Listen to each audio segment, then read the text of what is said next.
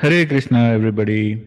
This is Kṛṣṇadaasa, a servant of Krishna, and I welcome you all to today's session. So, today is the very first session of this new batch of Pragmatic Gita. So, I welcome you all once again, and in this session, we are going to discuss about the introduction to the Bhagavad Gita.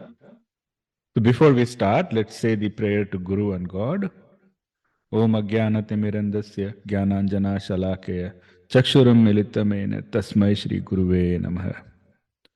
Om Namo Bhagavate Vasudevaya. Om Namo Bhagavate Vasudevaya. Om Namo Bhagavate Vasudevaya. So this is a very exciting start. This is the second batch of Bhagavad Gita classes. The previous batch we finished last month.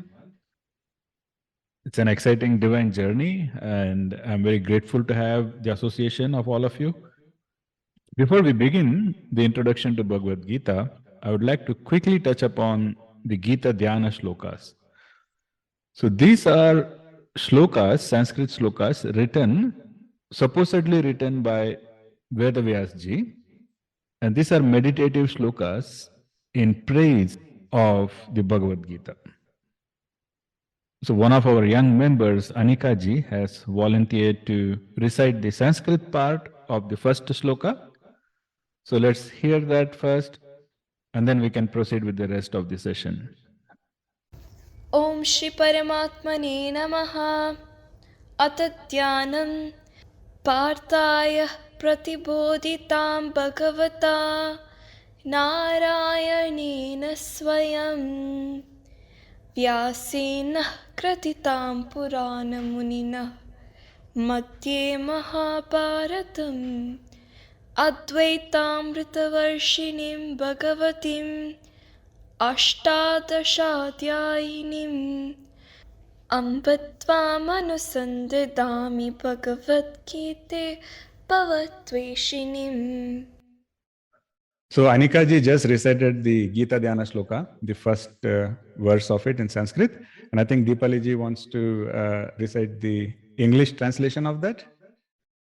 Hare Krishna, everyone. So the translation goes like this. Can you hear me? Yes.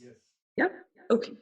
Om, O Bhagavad Gita, with which Partha, that's Arjuna, was enlightened by the Lord Narayana himself, and which was incorporated in the Mahabharata by the ancient sage Vyasa, the Divine Mother, who is sparingly showering the nectaring philosophy of Advaita in the form of 18 chapters upon thee.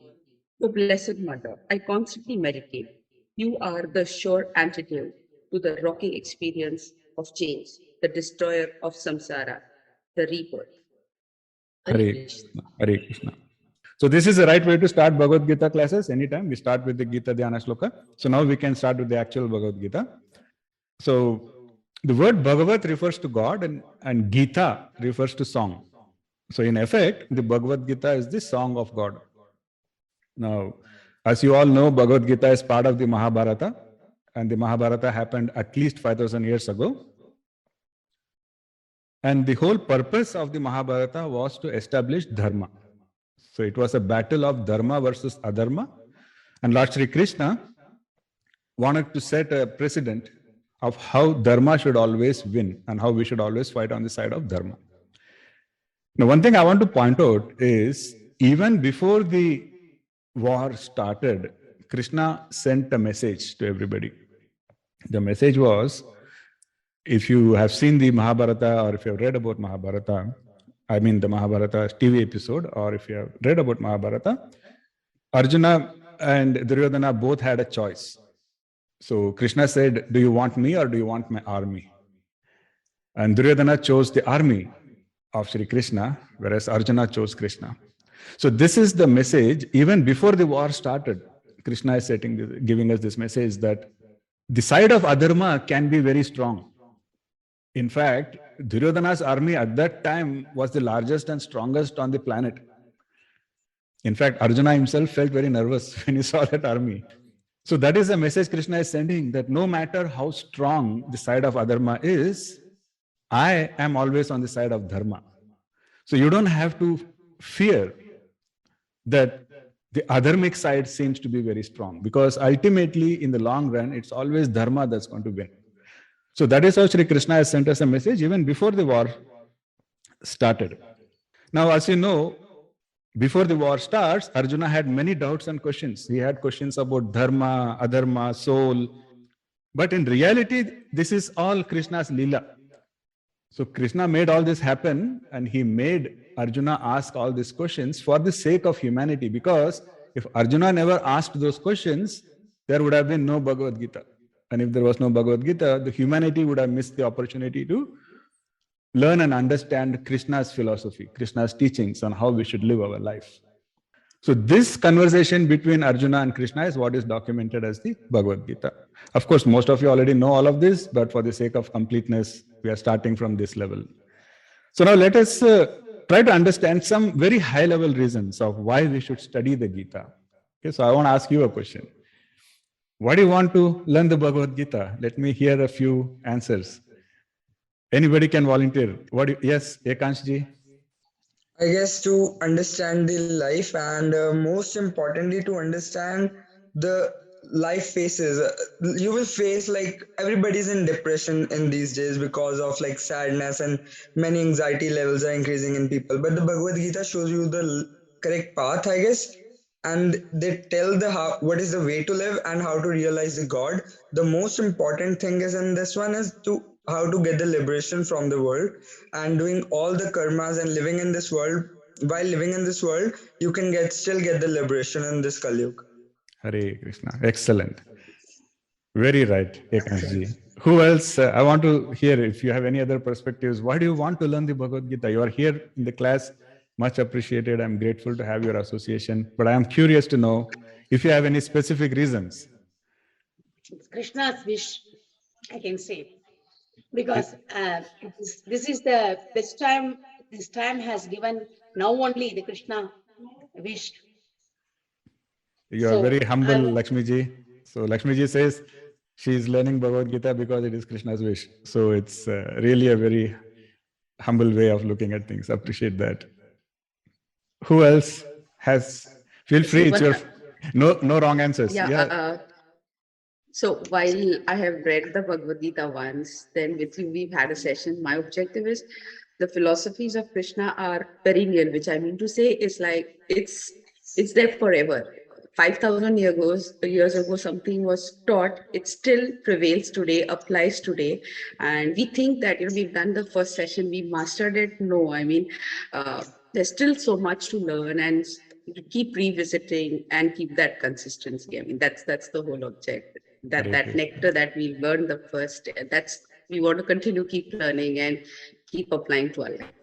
Hare Krishna. You actually brought a very important point, Deepaliji. So this we will anyways cover later in the Bhagavad Gita, but now I can give a quick glimpse of it. So when we say dharma, at a very, very high level, there are two types of dharma. One is called Yuga Dharma and one is called Sanatana Dharma. So Yuga Dharma means dharma which is specific to that particular Yuga. For example, there is a dharma that said that Brahmins have to keep a shendi on their head.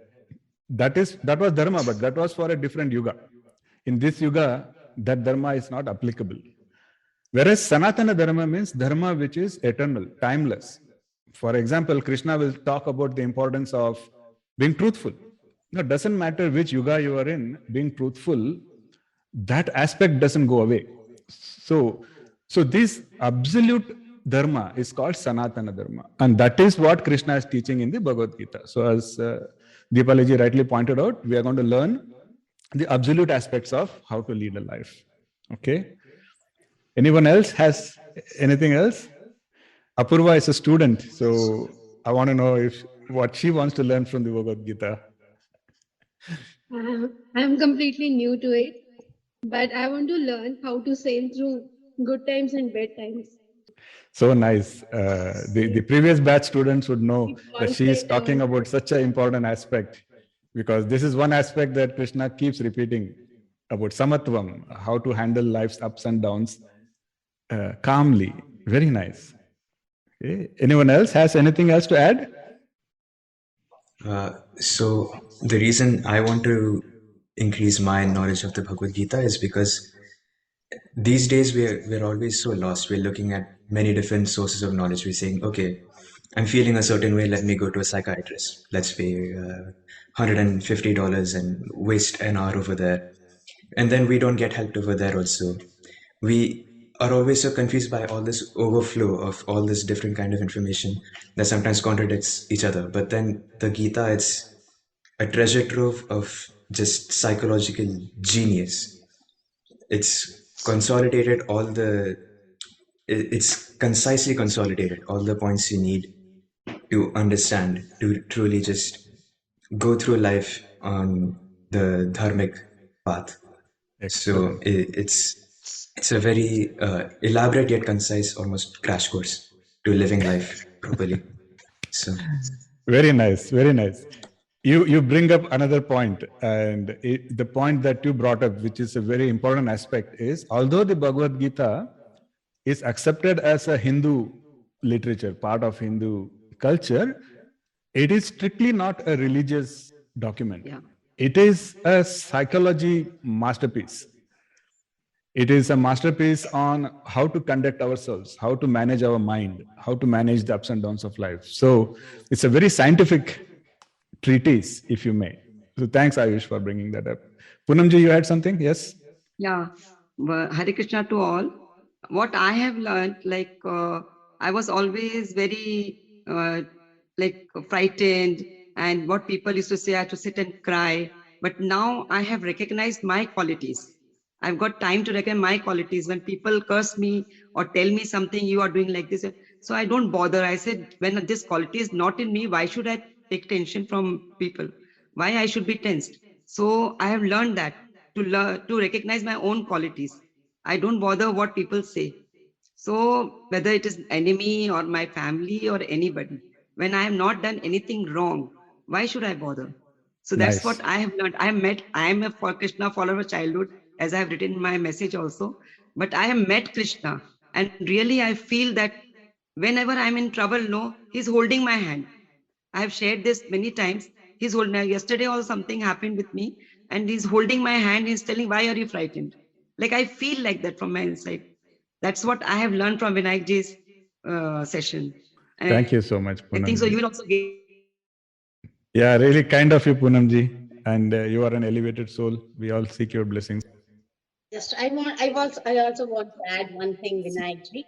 The rituals and all those stuff. No, I had a fear because if I doesn't do that one, is it something? But after that, learning from you, the meaning, the in depth of that knowledge makes me okay.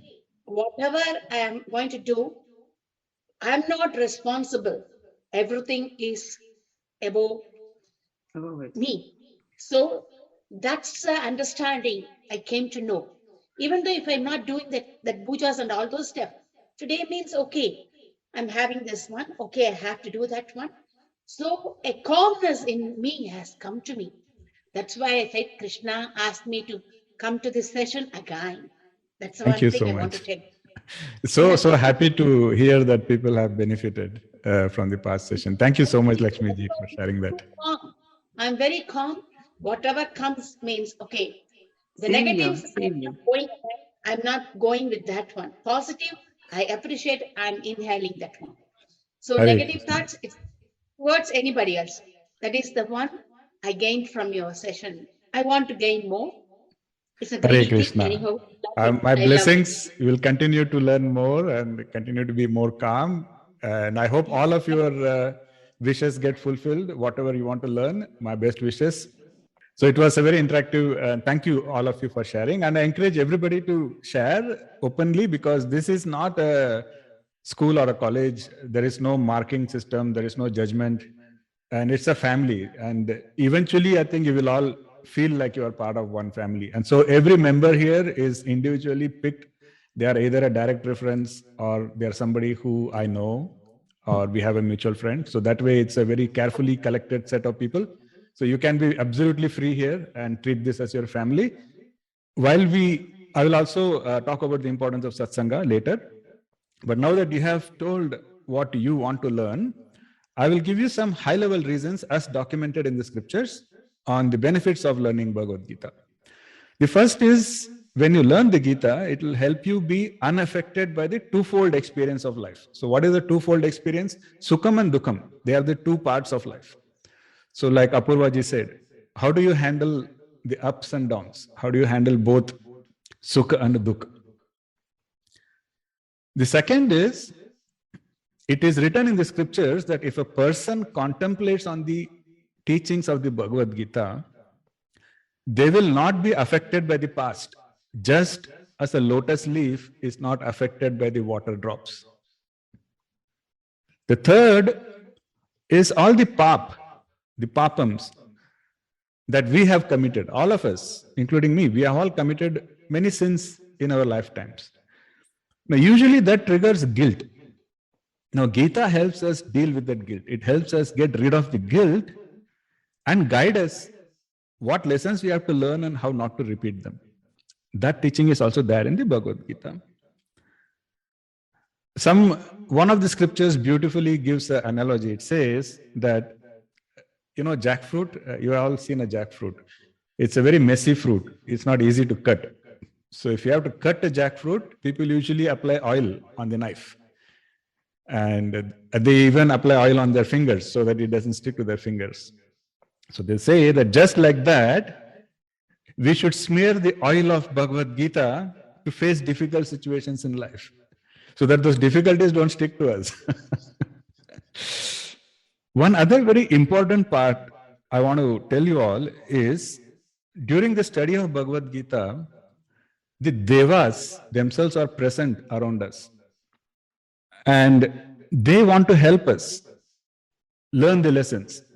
So we have to approach the Bhagavad Gita with reverence, humility, and purity. It's not just a material science that we are reading, and it's not just some scholarly exercise.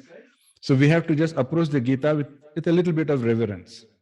And if we do that, it says that the devas themselves help each student individually. So I think most of us may have experienced in the past. I have experienced, Poonamji has experienced. So you will, once you progress on the study of Bhagavad Gita with the right mindset, you will experience that there are divine providences happening. You seem to get some help from somewhere, divine help, and all of these things will happen. But that should not be our expectation, but we should just know that that's also possible. Now, Gita Prayanam. Prayanam basically means reading, listening, and practicing. It gives two kinds of fruits. What are the two kinds of fruits? It is Adrishtaphalam and Drishtaphalam.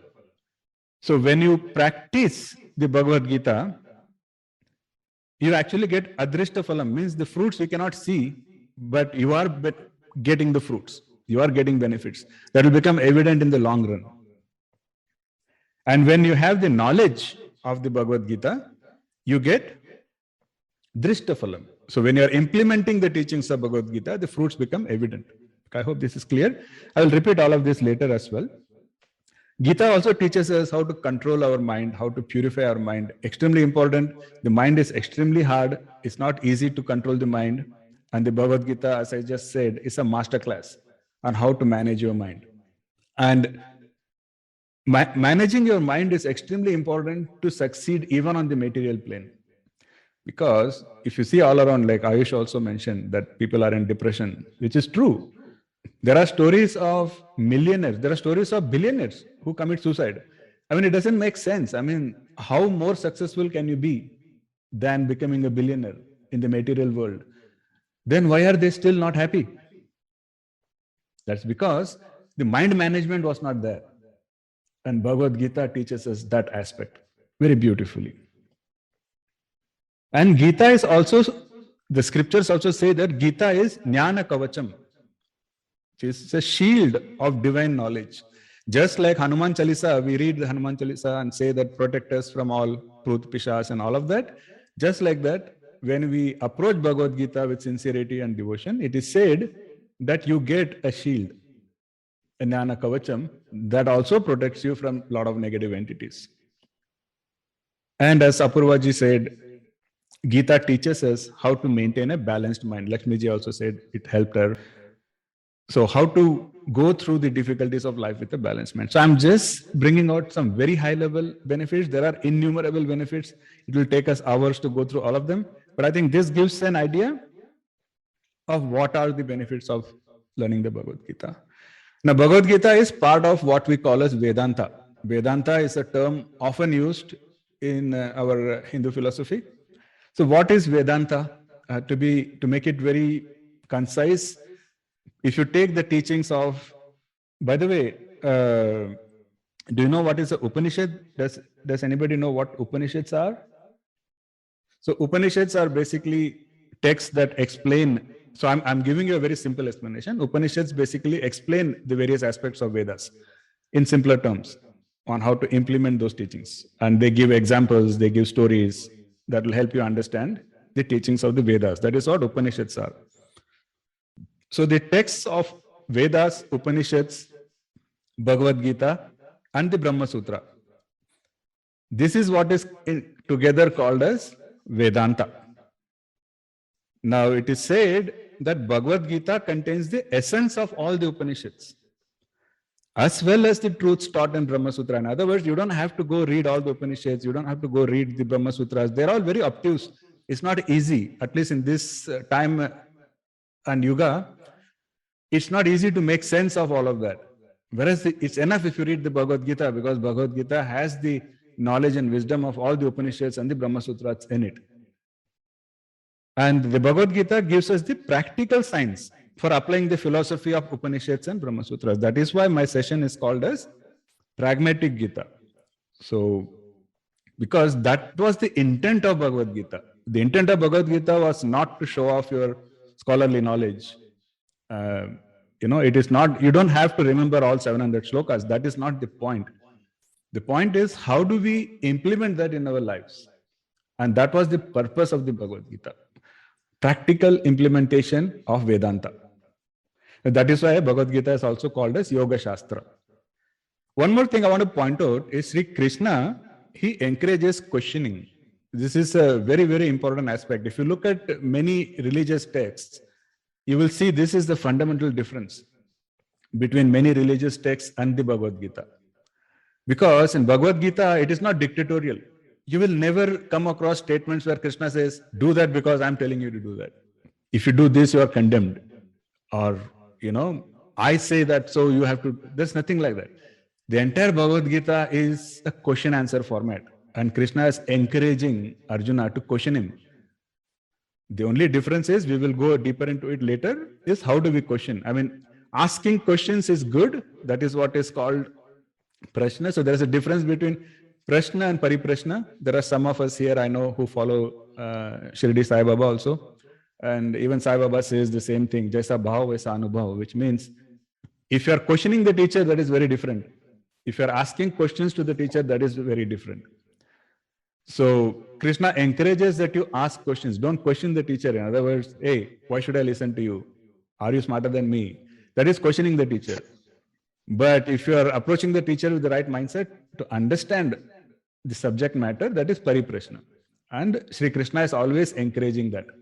And he says, I will convince you why what I say is the right path. Ask me questions, understand what I'm saying, and then use your own intellect to convince yourself that is the right path. So it's one of the best texts that you can find to learn these spiritual truths. Now, if you see in the Rig Veda, there is a very powerful statement called Ekam Sat Vipra Bahuda Vadanti. What that means is, the truth is one, but the wise people, they describe it in many different ways. Now, the Bhagavad Gita is probably the only religious text which openly says that there are many ways to realize God. The Bhagavad Gita, you will never come across a statement that says this is exactly what God looks like, or this is exactly what you should call God.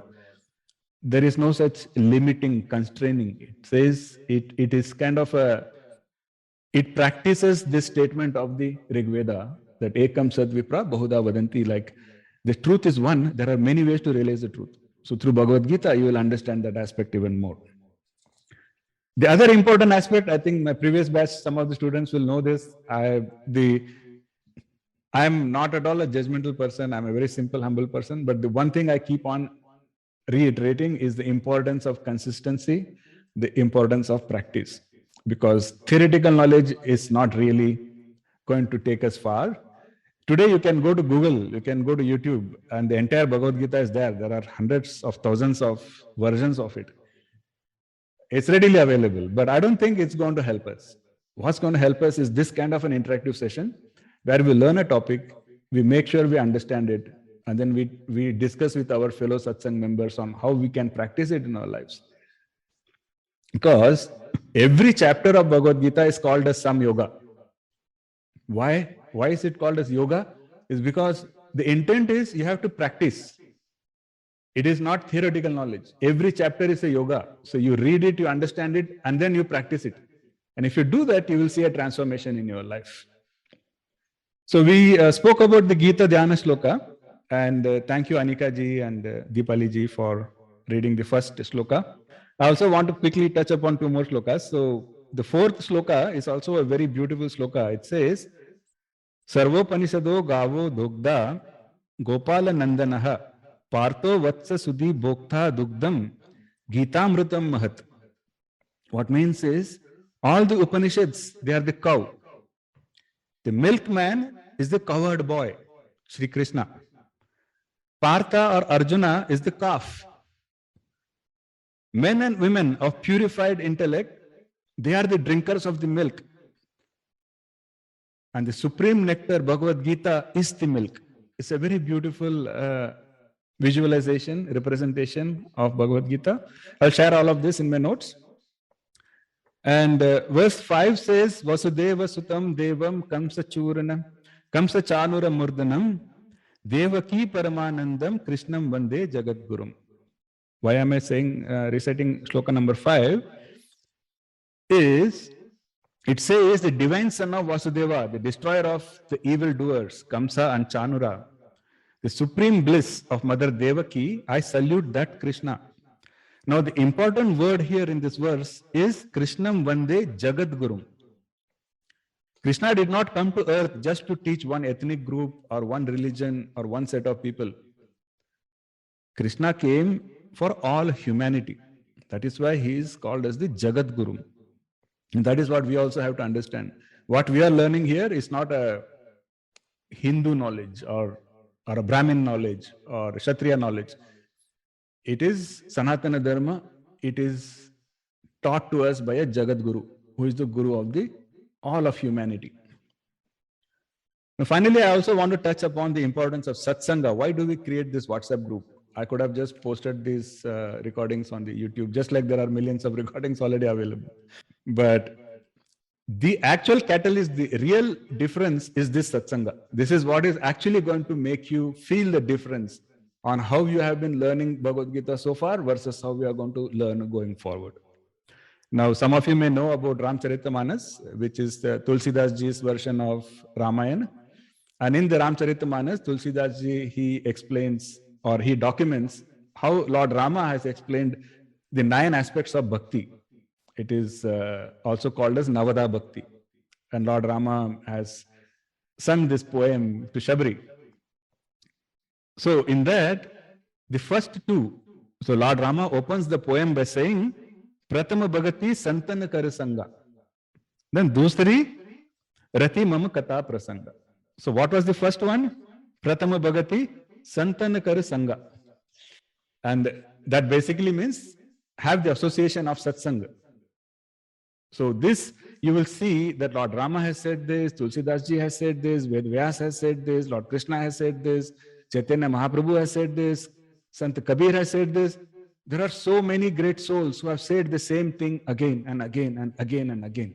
Your association is extremely, extremely important. If you want to grow on the spiritual path, you have to be associated with people who are also desiring to grow on the same path. That is extremely important to help you stay on the path and amplify the teachings and help you realize those teachings. So that is why I'm extremely grateful to everyone in this Satsanga. Thank you so much, because you are all what makes the Satsanga possible. I'm really grateful for that. Honestly, even I benefit from the Satsanga, so it's my honor to have you all here. And my only request is be open, Don't have any inhibitions. Treat this as a family. Let this be interactive. It's not a monologue. It's not a college lecture. And I will encourage all of you to ask questions. And I will also give you homework sometime so that I'll give you some short little assignments that you can go and do. That will help you learn better. So with this in mind, we can start the first chapter of the Bhagavad Gita from the next class. And as I said, in the next class, we will start with the chanting of the Maha Mantra, and then we will continue the session. So with that, I think I will stop talking and now open the floors. Anybody has any questions, inputs, comments? Open forum. I can stop recording if you are conscious.